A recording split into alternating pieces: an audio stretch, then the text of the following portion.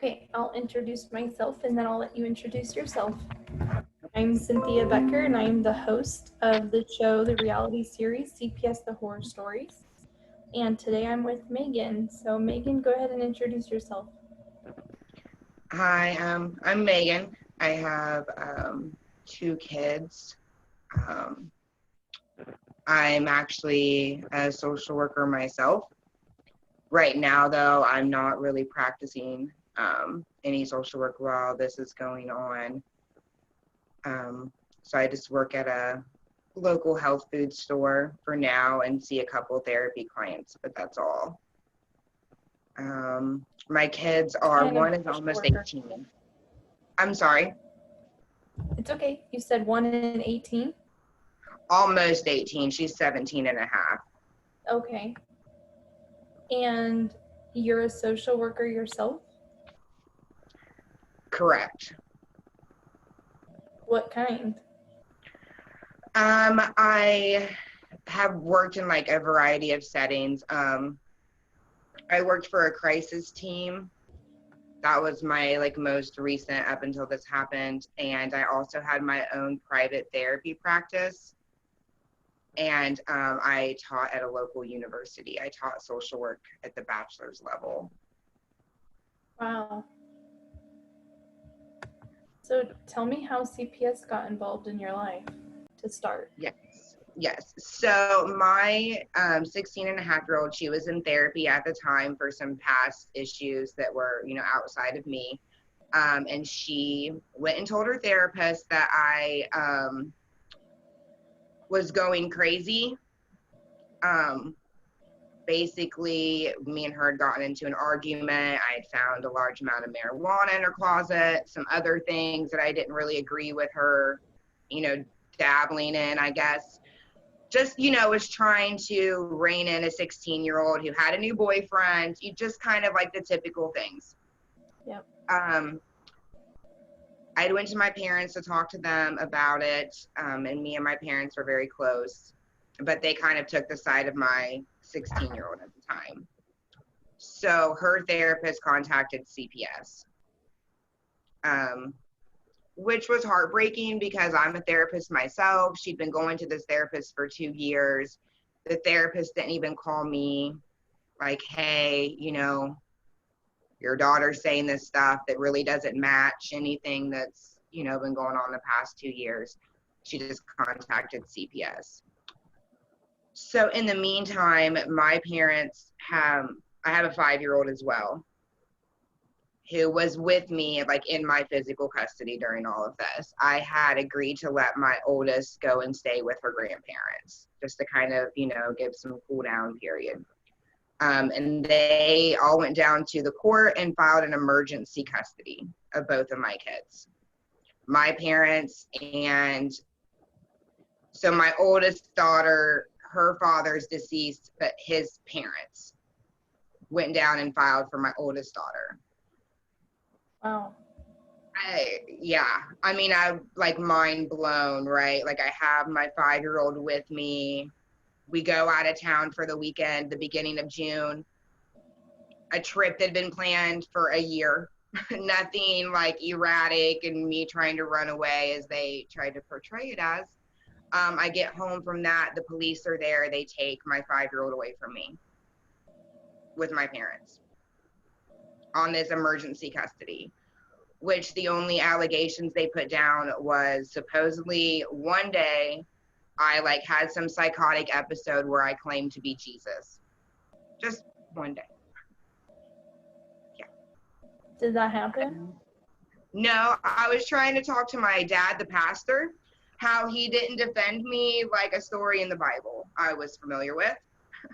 And like I felt like I was being like constantly persecuted and like one bad thing after the next, and that my parents never like really stood up for me. So that's where it started. They misunderstood, and that was even 2 weeks before they went and filed the emergency custody. And like things had seemingly kind of like been okay through all of that, except there was like a lot of just like life stress that I was experiencing. We had tornadoes here in Dayton, Ohio during all of this. my private practice was like affected by it. So there was just like a lot going on, but I never like thought I was Jesus. I don't have any serious mental health. I never used any substances that would, cause that to happen. So fast forward, we go to the emergency hearing for court. Also during this time in another county, me and my ex-husband were in court to establish visitation on my youngest. And that county is a much bigger county than the small little county I was dealing with, where I don't think that these allegations would have really gotten very far, especially because they didn't have any proof. There's parents who are on drugs, like lots of, like really heavy issues to address. I don't think it would have went very far. So then what happened was we went to that emergency hearing. On my oldest, it was decided she could stay with her grandparents. And I was okay with that, really. She was going through something. I was going through something. That was okay. But my 5-year-old, that's where really the heartache and everything really comes in at. So in court that day, the judge says, well, we've now come to realize that there is an active custody case on this child in Montgomery County. If you agree to let her stay with your parents, for like 30 days or something, they can go and file this in Montgomery County. Or Children's Services is going to file, and like the caseworker was in there who had talked to me one time. I had no past history of anything at all. And she's like, we're going to take custody if Montgomery County gives her custody back. So then the next day, I was told I just needed to wait, hear from Children's Services, hear from like my parents' lawyer, something like that. No, the next day, Children's Services went behind my back, held a shelter care hearing, and took my daughter. Yep. Wow. Yeah. They're fast. Very fast. So, I had no, and also, mind you, my ex-husband, who, he was not contacted when there was an emergency hearing when he should have been. He was present during the shelter care hearing, but he had like no idea what was going on. He went from like my ex-wife's a social worker who's pretty stable person, to all of a sudden out of nowhere being told that I was like mentally crazy and, that Children's Services had to take custody.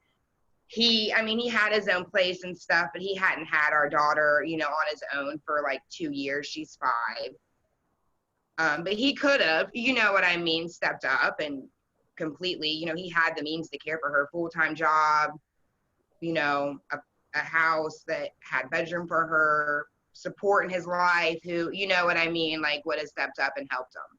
But they didn't even give him an option either. That's strange.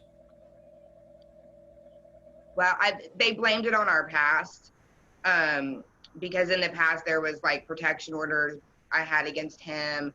We had a rocky divorce, to say the least. But it had been a couple years, and I told him, get me back in court, we'll get the custody stuff on paper. And that's what we were trying to do when this all happened. So I guess that's what they blamed it on, was the fact that, like our past. But he still wasn't given any kind of opportunity. And now he's dragged into a case plan and everything else when he had nothing to do with it. Right. So what is your case plan and what is his case plan? So, case plan was psychological testing, which I've had, individual therapy, and completing a drug and alcohol assessment, all of which I had completed by September of 2019. I didn't even get a case plan until August. But being a social worker, I generally knew what would be on there, Right. So, and I needed a therapist. Like, I needed to go talk to somebody, regardless of what CPS was telling me to do. But of course, like, they just kept throwing all these things at me. Like, I must have known my therapist. I must have manipulated her into thinking I wasn't crazy. I faked all the documents. Like, my family doctor, I was at my family doctor's with my daughter on 6/6/19 when my parents went and filed emergency custody of her. I was at my doctor telling him, like, I don't know what's going on. My teenager is, stressing me out. She was supposed to come to that doctor's appointment for a drug screen. And my 16-year-old, my parents refused to bring her, saying that I was making all of this up and so on. So I even had like a statement from my doctor on 6/6 that said I was mentally, like, yes, I was upset, and he could tell I was upset, but in no way did he suspect that I was, having some serious mental breakdown under some kind of like drugs. He's written a million statements. To this day, Children's Services hasn't even contacted him to verify anything. Have you done a psych evaluation? Have they requested one of those? Yes, I've done that and completed that. And what did that come back as? Normal? Yeah, they put on there that, like, maybe because this whole thing about supposedly I said I was Jesus, and the other stuff that I found in my daughter's closet, it was like things that could be used if like kids were playing around with like black magic type stuff, which I never heard about before. Like, it wasn't something I was into. When I found it, I actually thought it was like drugs because it was little bags of powder. But then like, it smelled like incense. And then talking with my daughter's friend's mom, she confirmed that she had checked out some books from the library, like about like rituals and things like that. Yeah. So, but I was like crazy for saying, hey, I don't want you to hang out with this little girl anymore until we kind of sort this out, because it's not something, I really wanted in my life. Yeah. But so the psych eval said like maybe I had like a personality disorder where I believed in like magical things.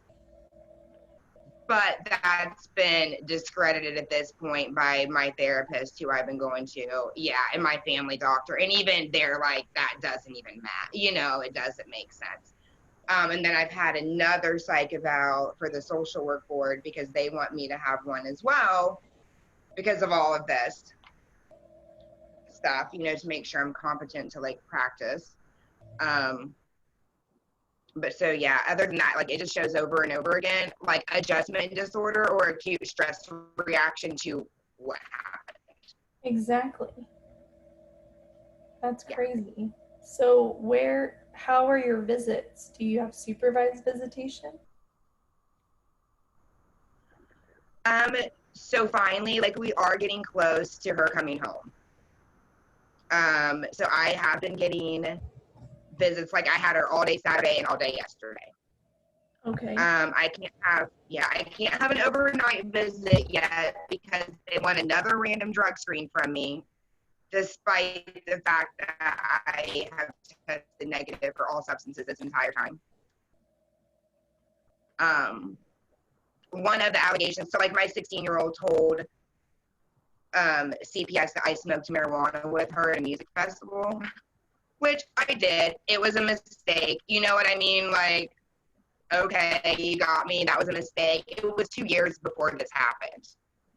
And her friends were there. My friends were there. I'm like, okay, I know you're going to do it. It was a mistake. She videotaped that and kept it for 2 years. Right. So clearly my daughter had some, Yes. Yeah. Do you see or talk to her? No, I have not seen her for an entire year. She refuses to speak to me. They actually all went and got a protection order against me as well. And I, like, based on lies, said I came to the house threatening, but I never got a day in court for the protection order. And I actually filed a grievance on that with the court, which led to a new judge being assigned to my case, an out-of-county judge coming in. And has that happened yet? Yes. And what happened with that? So we've only been able to have Zoom trials because of like the coronavirus since then. But it does seem to be like better.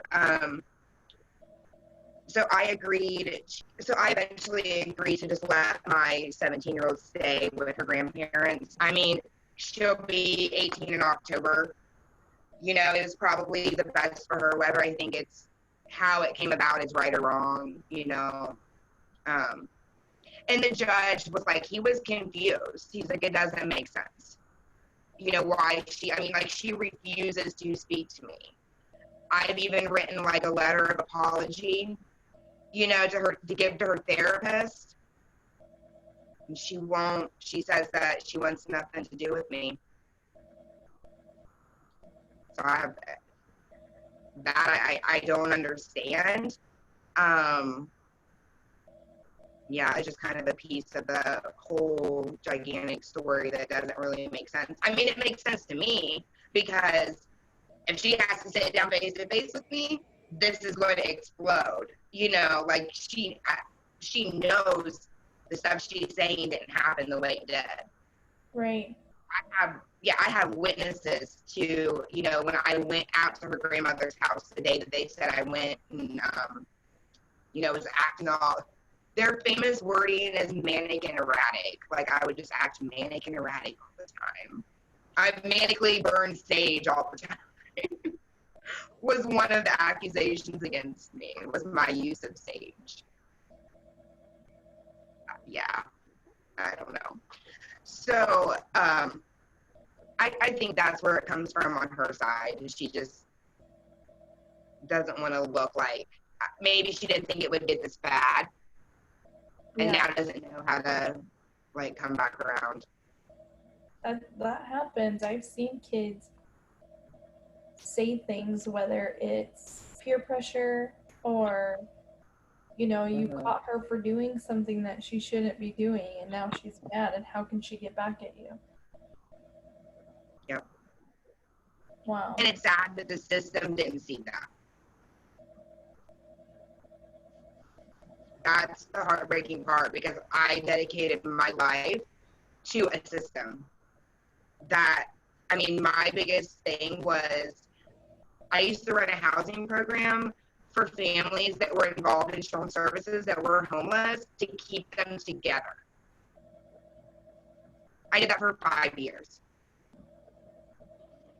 Then when I worked for the crisis team, basically it was so people that were mentally ill would get the right services and not get caught up in like jail time or lose their kids.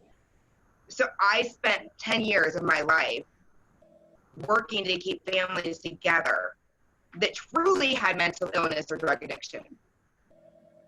And then here, within 2 weeks of one accusation, my life was ruined. Kind of. I mean, I'm not going to let him ruin my life all the way, but. I know what you mean. Yeah. 100%. So, what are you, man, how long has the case been open? A year. And what were your visitations? What were your visitations with your 5-year-old like in the beginning? I didn't get to see her for 6 months. 6 months? Yep. And did she go to a foster home, or did she go with grandparents? Who did she go with? She stayed with my mom and dad, who originally had filed out emergency custody. But so they all got protection orders against me. So you had all the grandparents against you. Yep. I know how that feels. I don't know if you heard my story, but all of the grandparents were against me too. My own mother kidnapped my children. You're probably one of Mine too. You're probably one of the only people who know how I feel. Yeah, it's horrible. Yeah, I can't remember if I think I did read your story. If not, I did read somebody's who was similar. Like sometimes they start to blur together because I read so many of them. But yeah, it's crazy because then it's like, oh, if your own mother, if your mother would do this. And here I am, my dad's a pastor. My mom was the teacher. Apparently, I just found out over the weekend she was the teacher for the first judge's kids. Oh, that's wonderful. Yeah. Yep. And there's so much bias and weird stuff. So the prosecutor has also been fired from my case. And so that's been helpful. But with the visits, so my ex-husband was getting visits, and we actually, like, he came and stayed with me during all of this. He has been a great support. Of course, they're trying to keep us apart. Like, at first, I was manic and crazy, and I was manipulating him, and I was a terrible person, and they were like, if you leave her alone, we'll give you custody of your kid. And then they flipped it, and now he's a terrible person, and if I leave him alone, I'll get, you know, they just flip-flop it to whatever fits their narrative best for the day. Yep. I know exactly what they're doing and all of that. It's ridiculous. It is ridiculous. Mm-hmm. So, yeah, it is. So how are you feeling through all of this? How's your 5-year-old holding up? She's doing good, really. I mean, in the beginning it was tough because there was like when they took her away, just like she was screaming and screaming for me, and they made me watch. Told me to get on my hands and knees and watch her scream because I deserved it. Yeah. Hands and knees? The police, hands and knees, get down. I begged to go in the house so I didn't have to watch it. They told me I deserved it. I was a piece of shit. How dare I, you know, try to have my daughter? I was a horrible person. And it's funny because when you go to that police department and you request those records, they claim they never came, that they were never there. Yeah.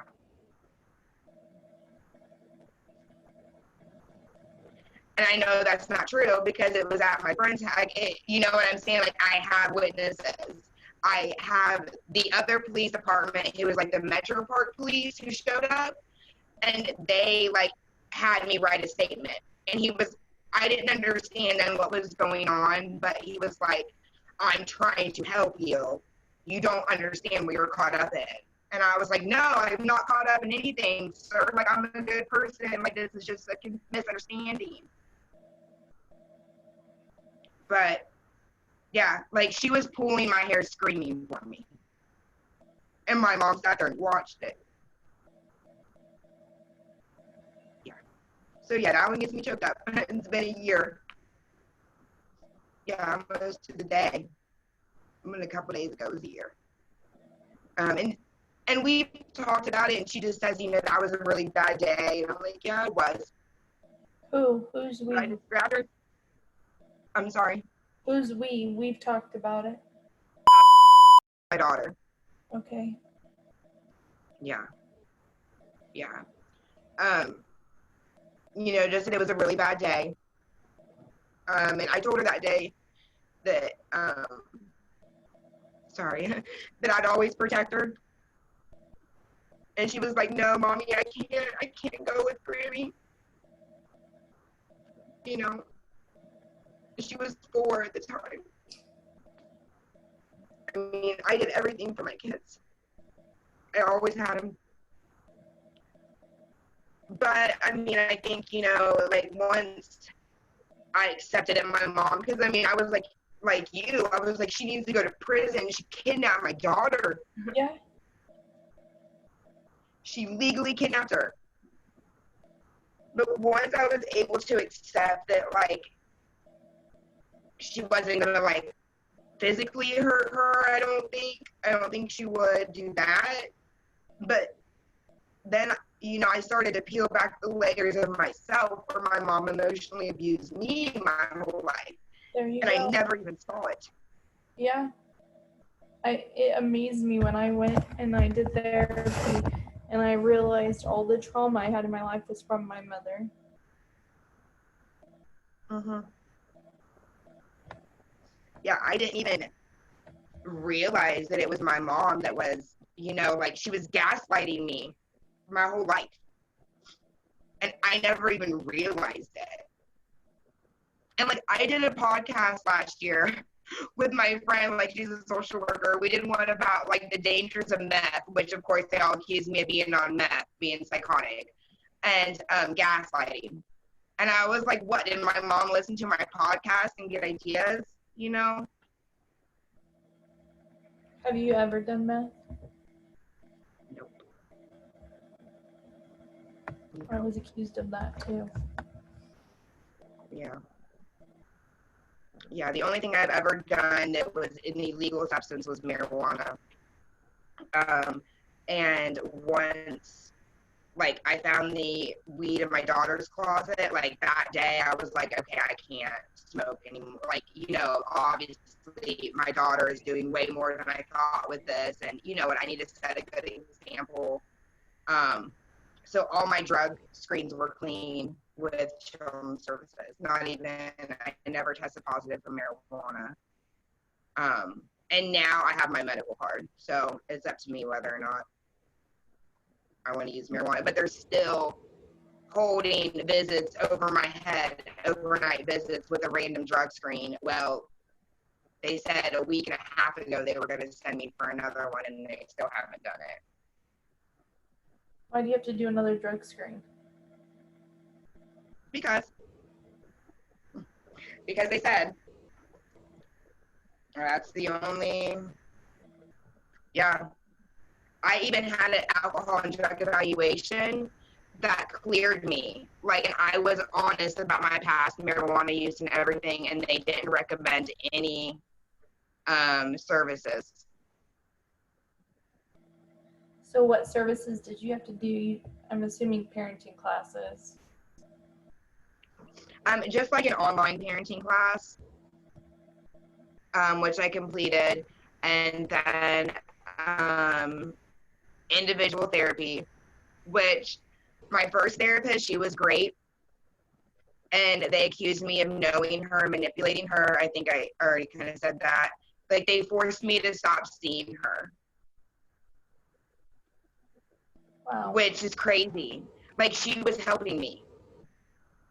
And even like the guardian ad litem, she has been probably one of the only people that's been consistently somewhat on my side, or at least not on my side, but like the side of really trying to figure out what's going on, Right. But she still was like, we have to send you someplace else, because that's what they were saying. Like, I must have known her, and I didn't. They never called her and asked her that. I mean, like, who would put their license on the line to like help? That's stupid. Yeah. Wow. That's stupid. So then they sent me to another place for therapy. They tried to get me to go back out to the county that this happened in. I'm like, no way, I'm not falling for your games. Or back to Butler County, which is the county I worked in as a social worker. I'm like, no, I'm not doing that. Send me someplace, any place you want to in the county I live in now, which is Montgomery County, where Dayton is. And it's a much bigger, place. So they did, and I went there. Another full evaluation, to which they were like, you're the most most resilient, strong person I've ever interviewed before. Like, how did you not get hooked on drugs? Yep. How did you? I mean, my mom also evicted me. She owned my house. So even though I had paid the mortgage and everything for 3 years, she evicted me from my house. When did that happen? In July of 19. So as soon as it all happened, I mean, I came home and there was an eviction notice on my door. She tried to convince everybody that, like, I hadn't paid my bills in a long time. Did you have proof of all of that? Yeah. But if you never get into court to show your proof to anybody, And like children's services would say like, oh yeah, we're going to have a meeting where we're going to sit down with you and your mother and we're going to try to like sort this stuff out. And then we would show up to the meeting and the director would be there and would say, we're not discussing anything. You will not sit here and attack your mother in my presence and all of this stuff. And I was like, no, I just want to share my side. And they wouldn't do it. Wow. Yeah. Yeah, tell me about an attorney. What kind of attorney did you have, or do you have? So I have an attorney who is, she is paid for by the courts. However, this story is so full of like the strangest coincidences and synchronicities or whatever you want to call them, you know. She is the ex-wife of the pastor who kicked my dad out of the church when I was a kid. So, and also my parents' lawyer represents her ex-husband, the pastor, and their current divorce that's going on. So that's like a whole other battle. But she's really been, she can't get anywhere with them. Like, she just really feels like she can't get anywhere with them. And she also used to be law partners with the prosecutor.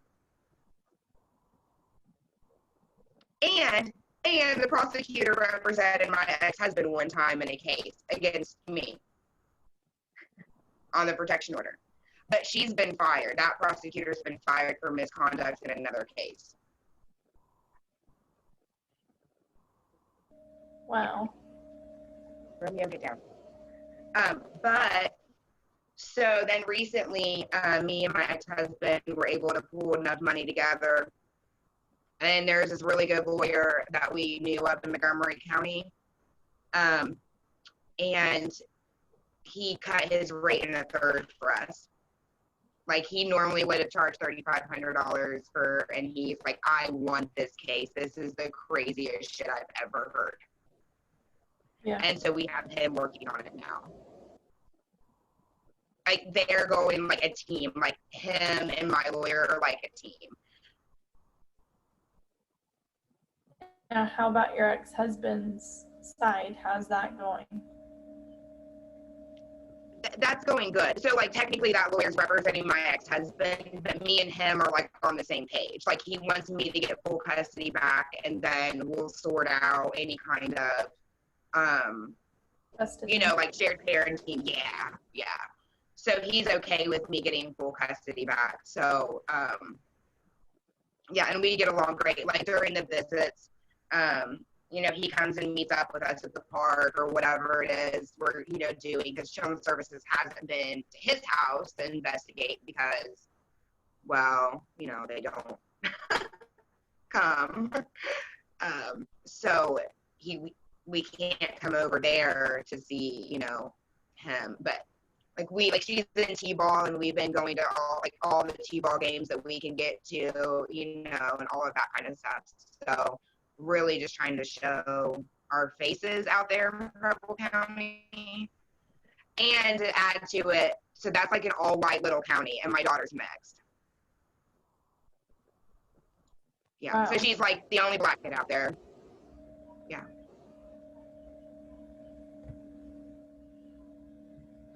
Yeah, it's a pretty deep and crazy story, I know, and it's like, as you know, and many other people that tell their stories, like, I'm walking around with like a scarlet A on my chest all day because nobody can believe that I didn't abuse my kids, that I didn't, you know, yeah. I was under a lot of stress for a couple weeks. I would have easily been able to, like, you know, wrap that up and have moved on. But nobody wants to believe that there wasn't more to the story. There wasn't. Like, this can happen to anybody. So what I was asking is there anything that you would tell other parents that are going through this right now? just keep going forward. Don't let them, you know, like scare you into agreeing with what they say. Cooperate.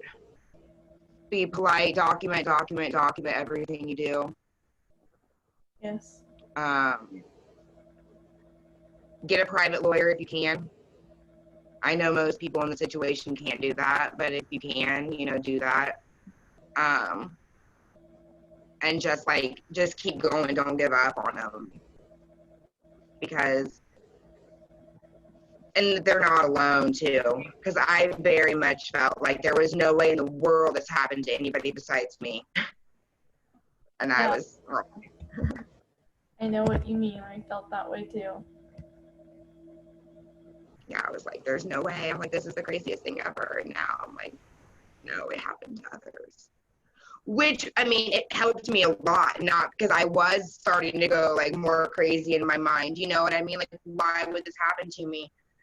So that really helped to know. Like, that was probably one of the most helpful things is when I figured out that I wasn't alone. Yeah. So yeah, that's what I would say. Just keep going.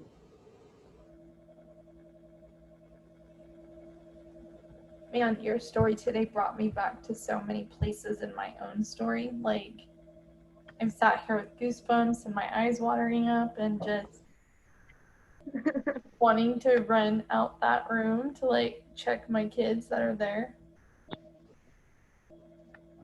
What do you think you're going to do with the relationship with your mom and dad? Oh. So we did start some family therapy. I had to get it court ordered. But man, I mean, she just bashes me and then keeps this protection order so we can't, you know, like make any progress. Hopefully we can get back in family therapy and I'll see where it goes. My dad is just controlled by my mom, I feel. Yep, that's so if I can, yeah. Your dad's not a pastor too, right? Okay, I was gonna say that would get a little creepy. Yeah, I don't know. Like, and everybody's like, oh, I would never let my daughter go around them again. I'm not gonna do to them what they did to me. That's not gonna solve anything. If my daughter wants to go over there, it'll be a lot more, there probably won't be overnight. It would probably be with me, you know, that kind of stuff. But I forgive them. They didn't know what they were doing. I forgave them too. My mom did know what she was doing.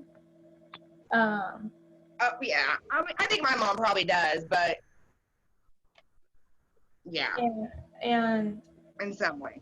We had to do therapy too, and my mom kept bashing me to where the first time we went, the guy was like totally believing her that I'm crazy. And then when my mom just kept repeating, the doctor was like, do you have anything else to say? Because all you do is repeat yourself. That's the same thing with my mom too. She would be like, but Megan, you said you were Jesus. And like me, okay, so what? What if I did? Let's say I had a 12-hour breakdown on it. And my dad is said, Romeo. Dog is going nuts out. And my dad is so, yeah, they made me a dad. My dad would just keep repeating, like, he'd be like, but you said that you were Jesus on May 22nd. Like, on the court papers, they wrote that over and over again. Like, on May 22nd or 23rd. And I'm like, okay. And the therapist, yeah, like, she's like, I don't get it. And, like, now we're just having individual on the phone because of the coronavirus and stuff. And, she's like, we spend the whole hour just trying to figure out my mom, kind of, like, why, like, what, you know, what can I do, if anything, to try to mend this relationship? And I don't know that I can. There's nothing. I tried. And I don't know how your parents are with your kid, but my mom thought that my kids were her kids. Yeah. She made them call her mom. Oh, yeah, no, we're not there yet. Hopefully it doesn't get there. And she abused my kids.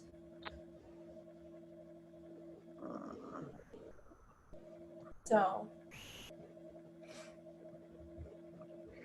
Yeah, it to me, like, justice goes back with them pretty willingly. Yeah. But I mean, there's definitely some emotional, you know what I mean, stuff there. Yeah. But I think, like, through my dad and just, like, me, like, I was not a very religious or I was spiritual, you know, and I was kind of getting more into that kind of stuff before this happened. But now, like, I really, you know, like, every day I just would pray to protect my kids from her. And I think God did a really good job of that, because I think it could be a lot worse, where she wouldn't have wanted to come home, and she does. That's good. So, yeah, because I was worried about that, how long that would go on for. When you have visits, how do the exchanges go? They go fine now. Usually it's just like my dad will come. So, like, we meet at yeah. Does he talk to you at all? My dad would. No. Like, yesterday, like, my dad is a man of few words. Everybody knows that. My mom's always tried to control everything. Romeo, get down. He wants your attention. I know. My dad's always been the quiet one, and my mom's always spoken for him. And so, like, he's never really said much to me my whole life. That's been my dad. But, yeah. Wow, yeah, we have a lot of similarities. But, I mean, like, yesterday, like, it was Father's Day. It was my parents' anniversary, too. And so, like, I meet them on their way to church in the morning and then keep her until I have to go to work at 6 on Sundays. So, I was like, happy Father's Day, you know, and I told them happy anniversary, and they just said thank you, and that was about it. And my mom gave me some food from a food pantry she had gotten. That's so yeah, so that was how my parents acted too. And, you know, I tried to talk to them after. When I got my kids back, I tried to talk to my dad, and he met me a couple times, and then after that, he told my daughter, my 9-year-old daughter, it's best that we don't see or talk to each other anymore. It's like, you guys kidnapped my kids, and now you want nothing to do with them, and I've forgiven you, and I'm giving you opportunity, and you're like, F you. So it could end up like that. I don't know. Are your parents trying to adopt her? Or are they working with their unification? Romeo. Yeah, they are still fighting me for legal custody. So at this point, Children's Services, so for a long time, they were not recommending she come back to me, even though they gave me a case plan. Romeo, get down. But now that as soon as that prosecutor was fired, and Children's Services like finally came to my house and started actually investigating me, and in not so many words said the prosecutor was telling them not to, and that they were just going to do a legal transfer to my parents without any and their only reasoning was, the prosecutor said in court, well, she's fine and maybe Megan's mentally ill, so we're just going to leave her where she is. Which, you know, that was silly. So now Children's Services is like on my side, so to speak, like working the reunification plan, and then my mom is still wants to have a court hearing on July 10th for them to try to take legal permanent custody. Wow. But she's told everybody else that that's not what she wanted to happen, right? Like, she was just being a foster parent while I healed, and oh my goodness.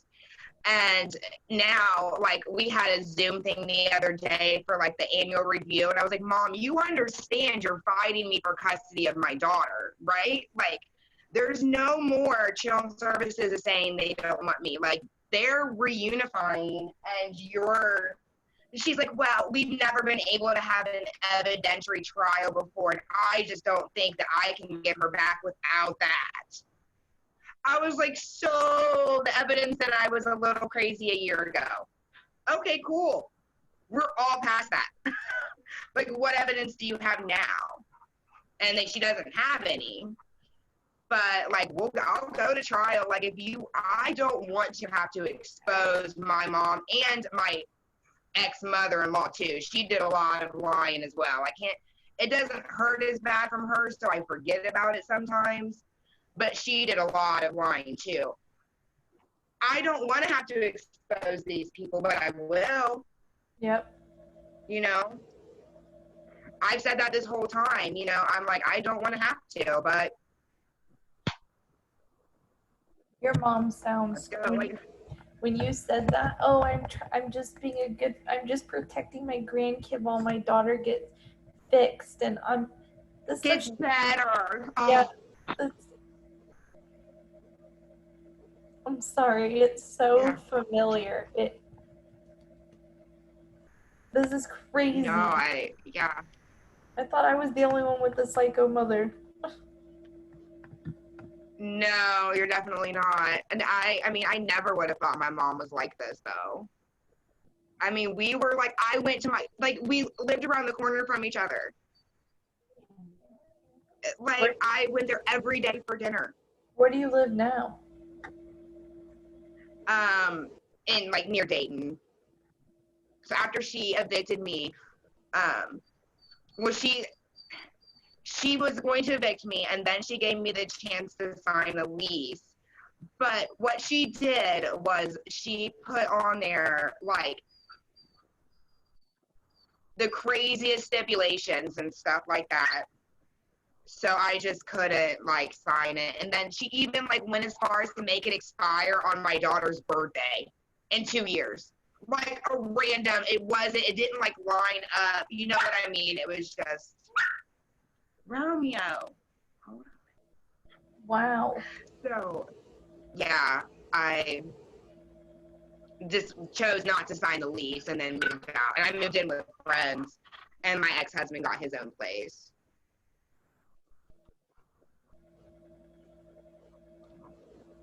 Wow. Yeah. Yeah. Well, looks like I'm gonna take him out. I can take. It's okay. Yeah, I'm gonna take him out. He's like going psycho nuts on me right now. Thank you for talking. I really appreciate it, and I want to have an update on what happens. Yeah, I will definitely share it, and I'm definitely gonna. Where's your story posted so I can make sure I read? Well, mine's a video like this, so you can go on. Okay. Yeah. Okay, because I want to see all the how similar it is. Yeah, you will, and let me know. All right. All right. Thank you, Megan. I will. All right. Bye. Come on, Romeo. Come on.